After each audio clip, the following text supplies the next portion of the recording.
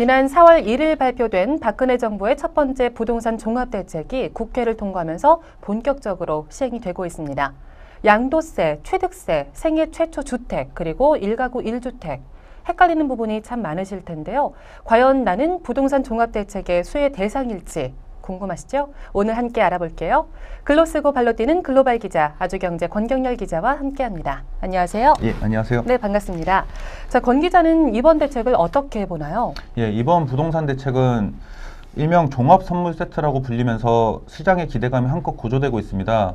뭐 세부적인 부분을 보면 구체적인 내용에 대해서는 의견이 분분하지만 어쨌든 긍정적으로 시장에 작용하고 있다는 점은 분명한 것 같습니다. 네. 박근혜 정부가 거래 활성화와 주거 복지라는 두 마리 토끼를 다 잡겠다고 나선 셈인데요. 부동산 시장에 긍정적인 신호가 되고 있는 것 같습니다. 네. 그런데 같은 아파트 단지의 같은 평수라고 해도 세금 감면 대상이 될 수도 있고 안 될 수도 있다고 들었어요. 예, 그렇습니다. 우선 이번 대책에서 거래 활성화 부분의 핵심이라고 할 수 있는 양도세와 취득세 면제 부분인데요. 이 기준이 세부적으로 제각기 달라서 집을 구입하려는 수요자들은 꼼꼼히 따져봐야 될 것 같습니다. 일단 기존 주택을 구입할 땐 기존 주택 중에서 전용 면적 85제곱미터 이하거나 또는 가격적으로 6억 원 이하의 기준을 충족해야 하고요. 또 이 집의 집주인이 1가구 1주택자거나 또는 일시적 2주택자여야 합니다. 네, 같은 단지의 같은 평수라고 해도 그 집주인이 1주택자냐 다주택자냐에 따라서 수혜 여부가 달라진다는 거죠? 예, 그렇습니다.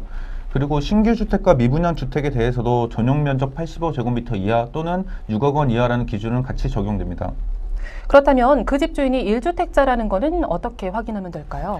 예, 그래서 이번 대책 시행에 발맞춰서 국토교통부에서는 관련 법부가 공포되기 전까지 1가구 1주택 임시 확인서를 발급해주고 있습니다. 지금 현재 대책 시행일은 국회 상임위가 통과된 이달 22일부터 소급 적용되도록 돼 있는데 관련 법규 공포 및 하위 법령 정비는 다음 달 초 정도에 이루어질 예정이어서 시차가 발생한 것에 따른 불편을 해결하기 위해서입니다. 네. 1주택자가 보유한 양도세 감면 대상 주택을 거래할 때 그 주택 소유자는 주민등록 등본을 첨부해서 각 시, 군, 구청에 1가구 1주택자 임시 확인 신청서를 작성해서 제출하면 됩니다. 네, 1가구 1주택자 임시 확인 신청서와 주민등록 등본을 각 시군 구청에 제출하시면 되고요. 그런데 임시 확인서는 말 그대로 임시이기 때문에 법적인 효력은 없는 거죠? 예, 그렇습니다.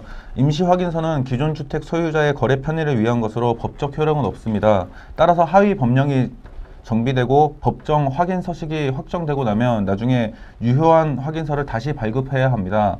따라서 이제 집을 구매하려는 수요자는 계약서를 작성할 때 1가구 1주택자가 아니면 계약을 취소할 수 있다라는 특약사항을 넣는 것이 중요합니다. 네.